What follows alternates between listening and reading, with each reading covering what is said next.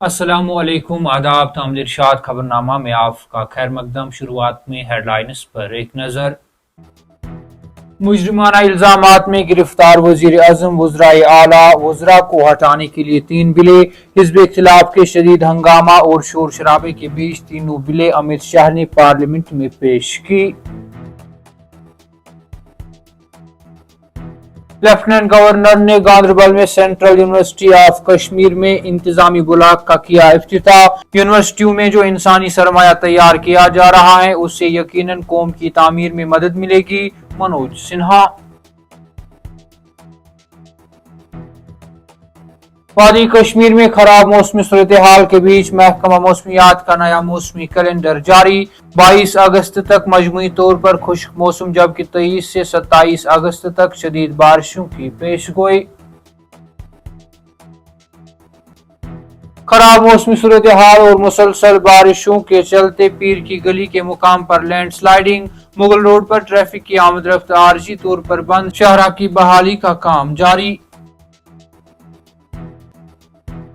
ملک کے نائب صدر عہدے کے لیے این ڈی اے کی جانب سے نامزد امیدوار سی پی رادھا کرشنن نے وزیر اعظم مودی کی موجودگی میں پرچہ نامزدگی داخل کیا۔ اور عبداللہ برج راج باغ میں آگ کی واردات رونما، ہاؤس بوٹ جل کر خاکستر، کیس درج، تحقیقات شروع۔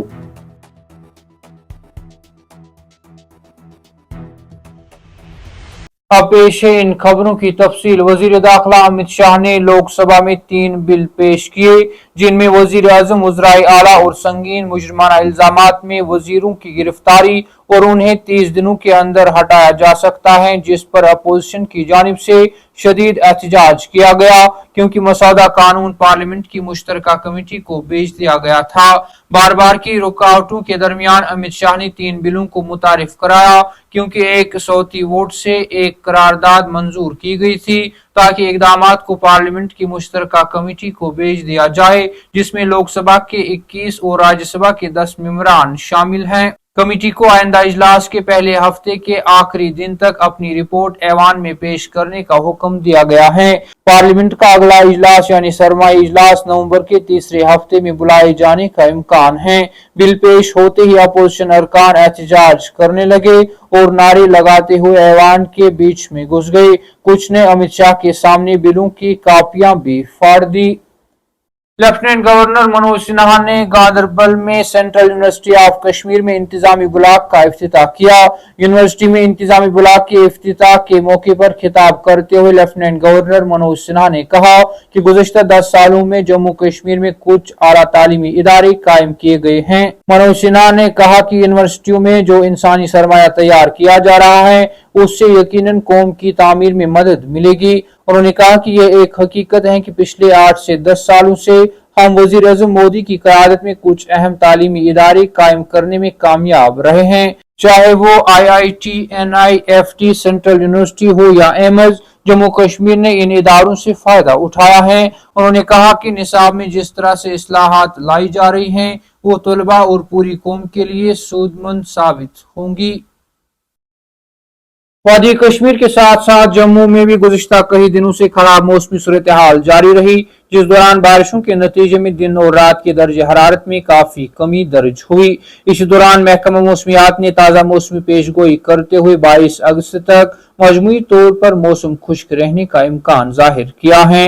محکمہ موسمیات کی جانب سے جاری کردہ ایڈوائزری کے مطابق 20 سے 22 اگست تک موسم عام طور پر گرم اور مرطوب رہے گا، تاہم چند مقامات پر بارش یا گرج چمک کے ساتھ بارش ہوگی۔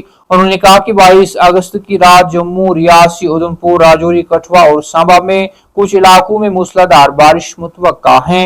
محکمہ موسمیات کے مطابق 23 اور 26 اگست کے درمیان موسم کی سب سے اہم سرگرمی کی پیش گوئی کی گئی ہے، جب جموں اور کشمیر دونوں صوبوں میں منتخب مقامات پر موسلادھار بارش کے ساتھ کئی مقامات پر ہلکی سے درمیانی بارش اور گرج چمک کے ساتھ بارش کی توقع ہے۔